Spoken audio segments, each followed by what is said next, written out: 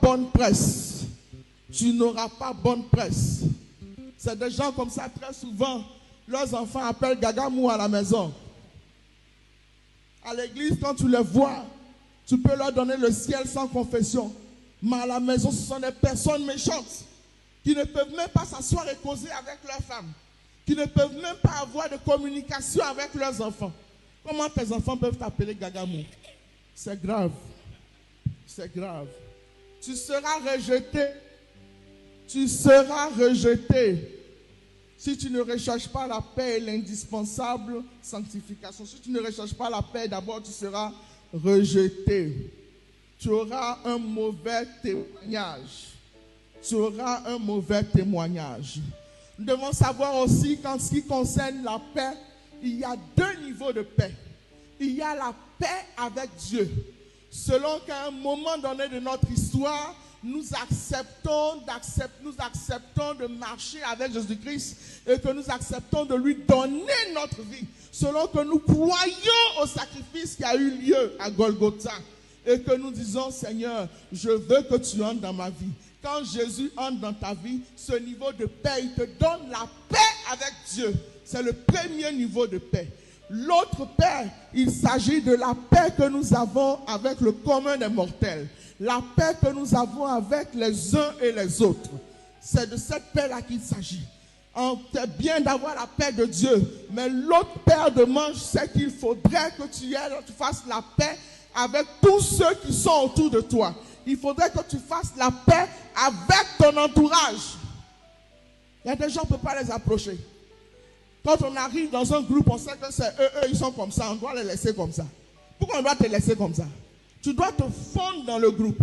Aussi vrai que tu es dans un groupe, tu dois te conformer selon la parole de Dieu. Pour que tous ensemble, nous ayons la même vision. Pour que vous ayez la même vision. Mais toi, tu arrives, c'est toujours toi qui te fâches. Pour que tu te fâches. On ne te fait rien, tu te fâches. Et c'est toi aussi qui provoque les gens. C'est bizarre, n'est-ce pas? Mais il y a des gens qui sont comme ça. Si tu es comme ça, il faut changer au nom de Jésus.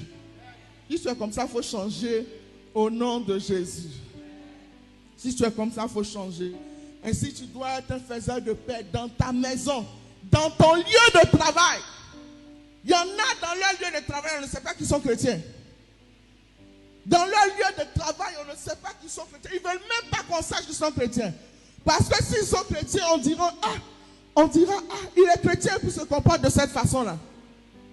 Ils ne veulent même pas qu'on sache qu'ils sont chrétiens. Ce n'est pas normal. Si tu es chrétien, tu as le devoir de montrer par ta vie que la lumière de Jésus est en toi, afin que tu puisses éclairer. Afin que tu puisses éclairer.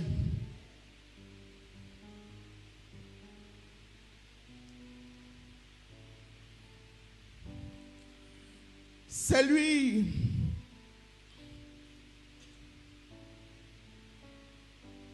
Comme je l'ai dit, nous devons être des artisans de paix, des faiseurs de paix.